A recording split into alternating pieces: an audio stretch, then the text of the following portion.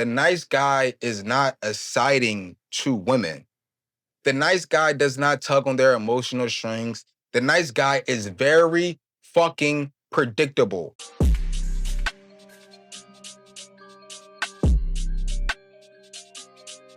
YouTube, what's good? It's your boy BVM Marley G, back with another video. Make sure y'all like, comment, subscribe for more motivational videos on how to become the best version of yourself. In this video, we're going to talk about why good guys never win. Let's get right into it. Now, a lot of times you will hear women try to gaslight you by saying that nice guys finish last, or this weird ass saying, in the end of the day, at the end of the road, the good guy, the nice guy is going to outweigh in terms of value than the bad boy. That is not true. That is not true, and we're going to dissect several reasons why that is not true. Let's look at it like this at the first part. All right, cool. Say you're a guy. You're in high school, you want girls, you want to date girls, and all the girls telling you that you're nerdy. They keep going after the bad boy. They go after the jock. They go after the guys that are not good for them. They cry about those guys, but they simply ignore you. Boom. Okay, that's high school. You get to college, and it's the same exact thing. These women chase a certain caliber of men. They want these men. Now they're in college. Now they're thinking about serious relationships with these very attractive, very bad guys for them. They end up in relationships with these guys. They start planning for the future. Now she's pregnant. Now she has a baby. She still ignored you. She doesn't see you as values at this point. You're 20 years old. Boom. So now she got kids with this guy. You say that's fine. She lived the life that she wants. You go into the workforce now. Now you got a career, and you notice that the women that are around you, they all date the same type of guys that the college girls dated, that the high school girls dated. They all want these same type of men. Now, you work in your career, you work in your craft, you get your money up, you're successful. All the women who were dating these bad men don't have good relationships now. The relationship ended. Now they got kids. Now they got a baby daddy. Their marriage fell through. Now they're on their own. But you, guy who don't have kids, you, guy who actually achieved something, you, guy who was actually very good, very romantic, very gentlemanly towards the women, now that you are of value, these women want to be with you. That's why they say nice guy finish last. They saying this because if you work on yourself, if you self-develop, you can get a woman to be with you. The thing is, she is not the woman that you want, so you lose in the end. You never win. You didn't get this girl when she was fit, young, and feminine. She didn't want you then. Now she wants you because she has all this baggage. She has all this trauma that is attached to her, and she looking at you like the beta male bitch simp man that you are, and you're gonna put up with it. She got 4 kids by 4 different men. She remembered that you liked her back in college. Now she says, hey, I can give this guy a chance. And because you had such a lustful nature when it came to this woman, you fall for it. You think you won in the end. You did not win in the end. You are losing because now she is dependent on you, and you're constantly going to try to continue to make this woman happy because she was not you were not her first pick. She wanted that guy that she had the first baby with to be with her for the rest of her life. If that didn't work out, she wanted the second guy she was with that had that second baby to be with him for the rest of his life. You're 4th at the road. You didn't win in the end. You are losing. You don't get the benefits of a chaste woman, a purity woman. You get the non-benefits of dealing with a woman that have multiple kids. Who really wins in the end? Think about it. Who really wins in this dynamic? You have a woman who can fuck as many men as she wants that she finds physically attractive, don't have to deal with the damage of that because there's some guy who lusts after her whole life, and she could settle down with this guy and he's going to take care of her. He was not her first round draft pick. He was second, third, fourth string. And she said, you know what? I can't do better than this guy. This is who I'm going to deal with. That is a position that you do not want to be in, bro. The good guy always loses. He never wins, bro. There is no benefit for trying to bend over backwards to show a woman that you are a good guy. You have to be a well-rounded guy. You have to be yourself. If you want to do nice gestures, that's fine. That's not good guy treatment. Good guy stuff is you constantly put in her feelings, her needs, her wants, her desires over your own. You bend over backwards for this girl. You have no fucking backbone when it comes to this damn woman. You will lose. You will fucking lose, bro. And I didn't even get to the first point. I'm just in here yapping 6 minutes. You know how I get. And the first point of this, right, is the nice guy is not exciting to women. The nice guy does not tug on their emotional strings. The nice guy is very fucking predictable. Very predictable. It's like she already knows how you're going to act, what you're going to do, what time you're going to text her, how you're going to feel if she does this, that, and the third, and how she can manipulate you. You are not exciting to her at all. She wants excitement. Some people can be in a relationship where there's strictly peace. There's a very small percentage of women that are like that, but for the most part, women like the emotional roller coaster. This is not always bad. You can make a woman excited by showing her gestures, by taking her to your favorite restaurant, by digging till she fucking busts.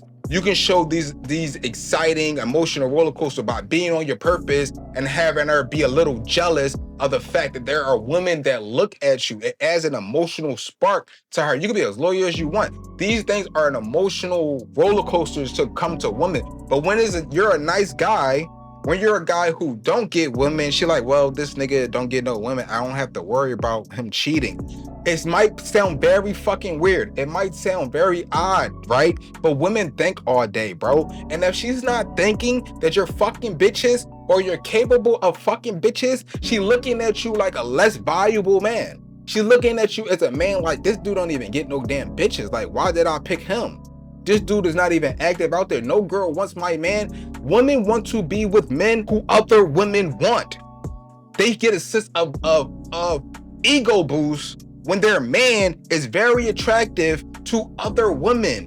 When their man can pull other women. When their man walks with them on their arm and other women are staring at him. They get an ego boost off of this type of stuff, bro. And it's the emotional roller coaster, right? It's exciting to them. The games you play, the little slight remarks, the jokes that y'all go back and forth, you are excited, you like having a good time, you know how to joke around with a girl. You're not putting her on a pedestal where you gotta treat her like a dandy little fucking flower. You might bid with her. You might call her fat. You might think, a girl, like, you look kind of fat in that dress, on some joking shit. You might say, damn, that ass getting fat. You might play with her, you might smack her ass. It's exciting. Niggas who are fucking nice guys typically act like little timid bitches. The bad guys, the high value guys, the Pookies, the Ray Rays, the Chaz, the Tyrone, all have this one thing about them. They all are exciting in their own aspect. They may not be toxic. They might look toxic to you on the outside looking in, but to the women, that's very attractive, the things that they do, because it's an exciting roller coaster. It's like reading a book, not knowing what the next page is going to say. If you're a nice guy, you're very predictable and she can read you. It's not exciting to them. You lose in this situation because while they're young, 20, even 30, even 35, shit, we can even say today, even 40 years old, they all still looking for excitement till they ready to hang up their fucking jersey and settle down with a beta male bitch ass nice guy, bro. And they use, manipulate it, suck his resources dry, and then they kick him to the curb and divorce. 80% of women file for divorce because the guy that they are with, they are no longer attracted to, because he probably was a beta male bitch. He probably was not the guy that she actually wanted to be with. He probably was not the guy that tugged on her emotional strengths in a positive way that made her attractive to him, for the long haul. He got a bare belly, he don't work out, He don't have women looking at him as a sexual object anymore. He's settled down. He drank beers all day. He's not disciplined. He's not going out there to get his money. He's not doing anything to increase the sexual market value in that relationship. He got complacent. Nice guys typically get complacent. Guys who y'all can say are toxic, or you could say who actually play these games when it comes to this woman, dating women, getting and courting and bagging women, they don't. They're exciting. They don't play games when it comes to that. They stand on their business. Now, next point. Women respect strength over passiveness. No woman wants to be with a little timid, Timmy bitch ass nigga. They respect the strength. They like to call it today, they like to say toxic masculinity. No, toxic masculinity does not exist. They actually want masculine men. They actually want men who stand up as men. Pissed when they standing up. They don't sit down to fucking pee. They actually want men to stand on their boundaries, morals. They actually want men to lead. They actually want men to be on a purpose. They don't want no fucking man that always goes off of what she say. He has no direction. Women value men who have strength, not just physically. Yes, physically, yes. They could look at a man and see that he has very nice muscles, but that shows discipline, that shows dedication, that shows that he's willing to work long and hard for his dreams of having that physique. That translates to different things in his life. That translates to how much money he makes, how successful he is in his career, how successful his relationships are with his family, friends, and the girls that he dates. All this shows because he exhibits strength. Strength is also in the men who actually know how to maneuver, sit back, have conversations with people, and not be arrogant and try to put themselves over everyone. A laid back, chill nigga is 10 times more strong than a man who simply like to brag and boast and say, I'm the big strong guy in the room. No, the nigga that be chilling, relaxed, calm, cool, collective, he is a stronger because he know how to emotionally regulate. He is not simply in the room saying, I need all the attention on me. Look at me, how big my muscles is. I'll punch you in the face. That is not strength. Strength is being able to be disciplined within yourself, and women find these strengths very attractive and when it comes to men, bro. But they don't like passiveness. They don't like you. Excuse me.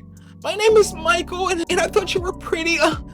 Is it okay? Is it possible if I can get your number and like take you out on a date sometime? They don't want you fucking talking to them like that. They want you to walk up to them and say, yo, I thought you was beautiful. My name Molly. I want to get to know you. Give me your information so I could take you out sometime. Very direct, very in a low seductive voice. Can you pull women like that? You're not going to have a high-pitched voice. So when you have a high-pitched voice, it comes off weak. It comes off beta. It comes off like you're not secure with yourself, like you're timid Timmy. Start having more strength about you as a man.